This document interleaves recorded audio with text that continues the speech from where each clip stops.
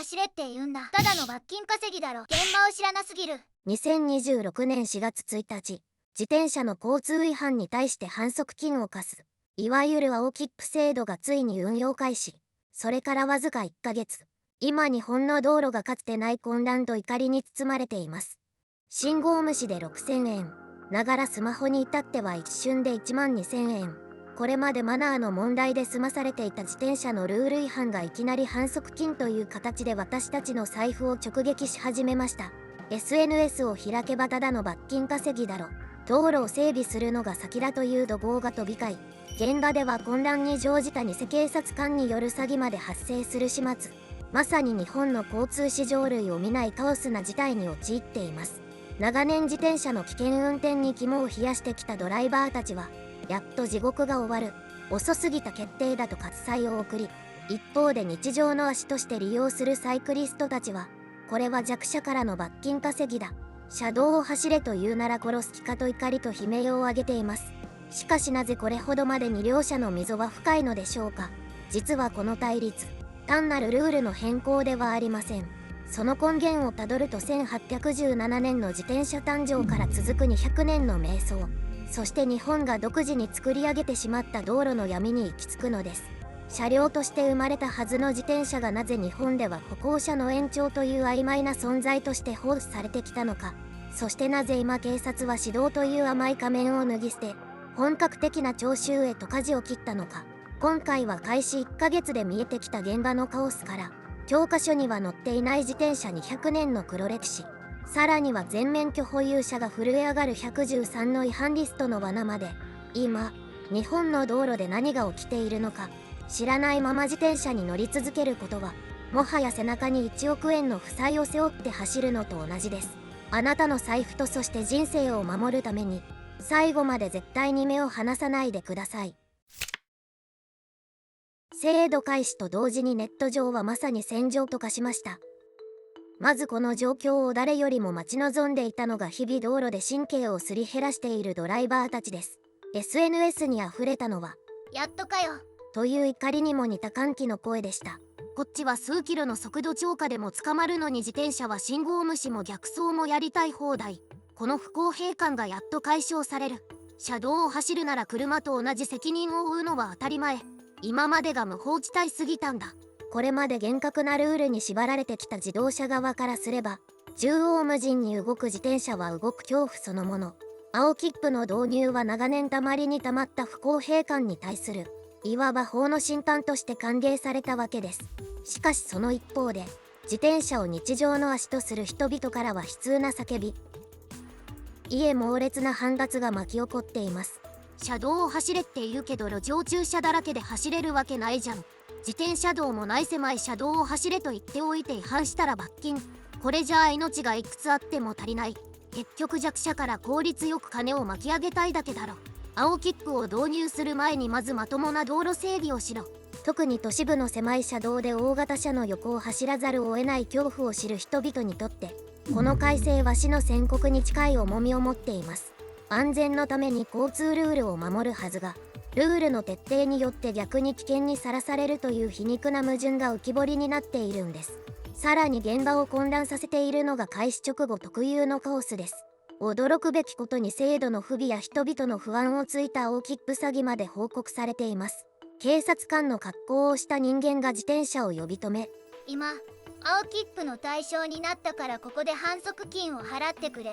とその場で現金を要求するんです。ここではっきり言っておきますが、本来青切符の反則金をその場で警察官に現金で直接支払うことなど絶対にありません。後日金融機関などで納付するのが正しいルールです。しかし制度が始まったばかりでよく分かっていない方、特に学生さんや高齢者の方がパニックになり騙し取られてしまうケースが続出しているんです。完全にカオスですよね。またルール通りに走ろうとするがゆえの二次的な危険やルールの矛盾といった現場の実態を無視した机上の空論へのツッコミも拡散されています。例えば自転車の手信号、右折や左折、確かに法律上は正しいです。しかし日常的に自転車を使っている人たちからはこんな困惑の声が殺到しています。いやいや片手運転になってふらつくから逆に危ないでしょ。ブレーキ握れなくなるルールの方が命がけだよ。手信号しろ。片手運転はするなって矛盾してるやろ。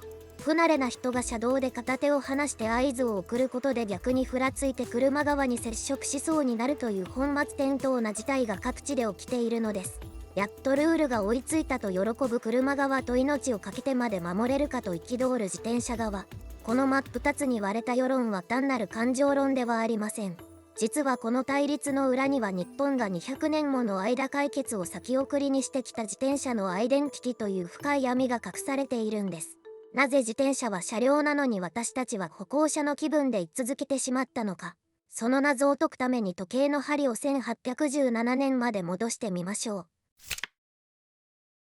私たちが当たり前のように乗っている自転車。その歴史の始まりは今から約200年前、1817年のドイツにまで遡ります。発明家カール・フォン・ドライスが作ったドライジーネという乗り物。これ驚くことにペダルがありません。地面を足で蹴って進む。いわば大人用のストライダーのような姿でした。そこから1860年代には前輪にペダルがついた未小型が登場し、さらに1870年代にはあの有名なオーディナリー、別名ダルマ自転車へと進化します。当時はスピードこそ正義とされタイヤを大きくすることで速度を稼いでいたんですが、重心が高すぎてちょっとした段差で前方に投げ出される顔面着地事故が多発した。まさに命がけの乗り物だったんです。そんなの西洋の話でしょと思うかもしれませんが、実はここ日本にも驚くべき歴史が眠っています。1732年、江戸時代の中期、彦根藩藩士、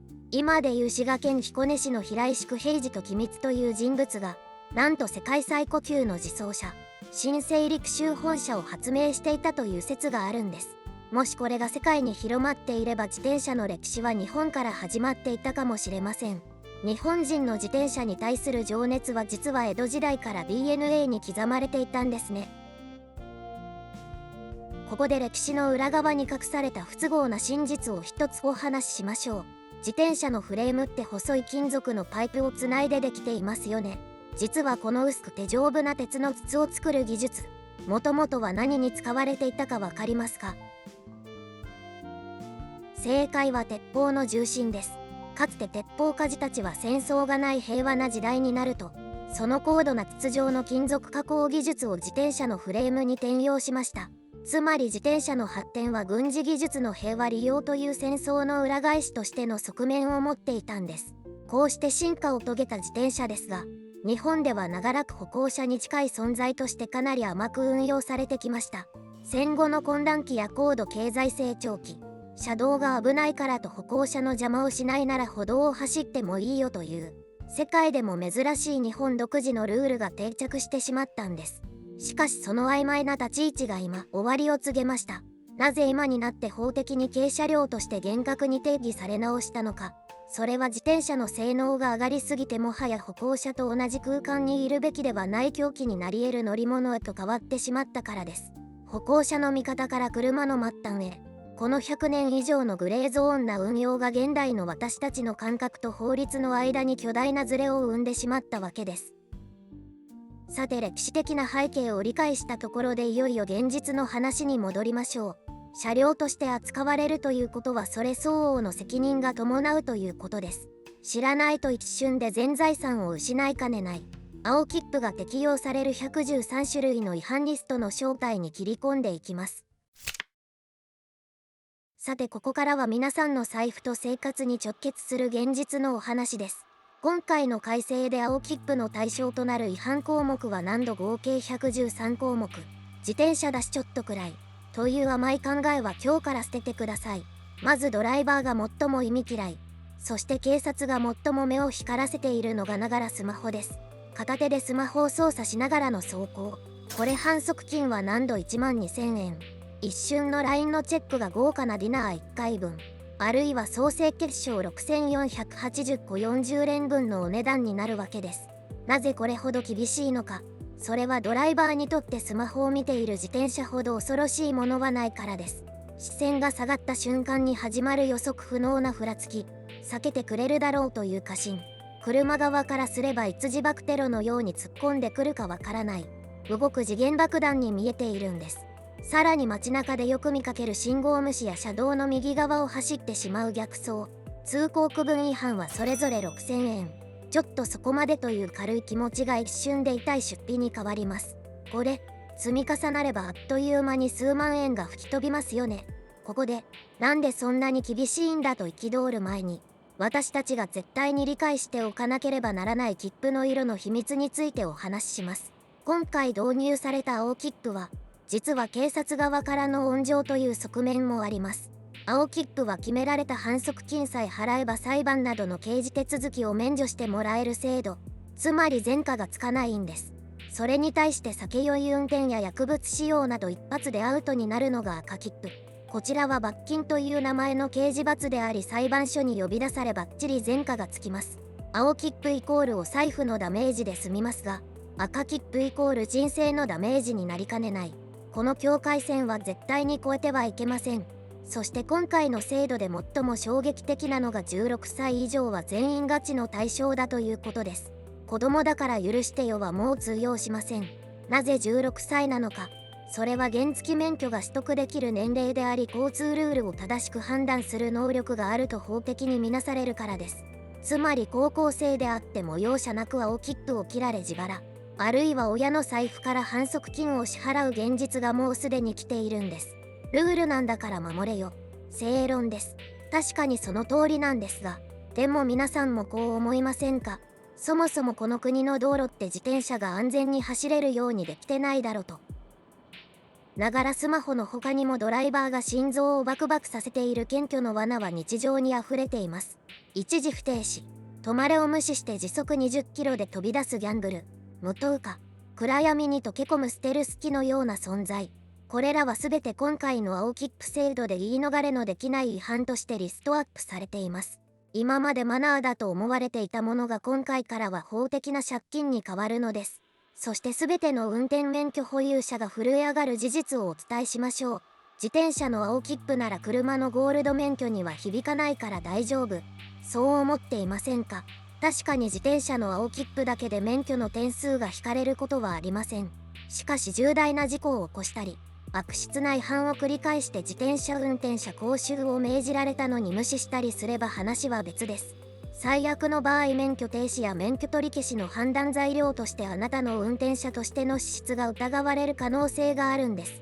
自転車がルールを守れば全て解決する。果たしてそうでしょうか。実はルールが厳格化されたことで逆に自動車側のある不満が爆発寸前まで高まっています。なぜ自動車側は自転車の車道走行にこれほどまで激怒しているのか。その構造的欠陥を深掘りします。ルールが厳しくなった。自転車も捕まるようになった。でもそれだけでドライバーの怒りが収まるほどこの問題は単純ではありません。今、自動車側から噴出しているのは単なるマナーへの不満を超えた日本の道路構造そのものへの絶望です。まずドライバーが最も理不尽に感じているのが、事故ったら車が悪者という不条理です。たとえ自転車側がノールックで飛び出してきたとしても法的には弱者保護の名のもとに自動車側が重い責任を負わされるケースがほとんど。避ける術がなかったのに自分の人生が壊される。この圧倒的な過失の不均衡がドライバーに常に極限のストレスを強いているんです。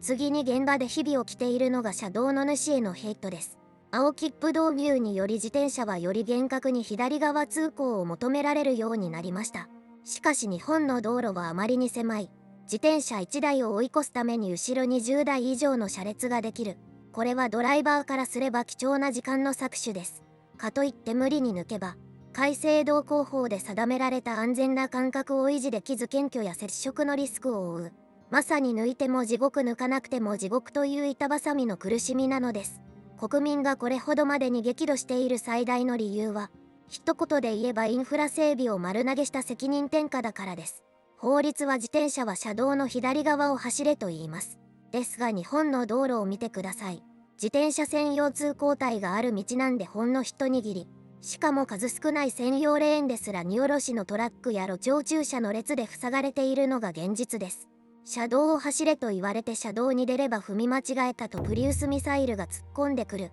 命の危険を感じて歩道に逃げれば今度は青切符を切られる。構造的な欠陥を放置したまま取り締まりだけを強化するのは国民からすればインフラなき増税と言われても仕方がありません。結局のところ自転車を車道に放り出し、ルールだけを押し付けた結果車 vs 自転車という誰も幸せにならない全面戦争が引き起こされてしまったのです。お互いがあいつらが悪いと指を差し合う地獄絵図。しかしこのまま憎しみ合っていても事故は減らず、財布から反則金が消えていくだけです。ではこの道路の闇の中で私たちはどう生き残ればいいのか。謙虚と事故を回避し明日から平和に道路を走るための新時代の生存戦略とは。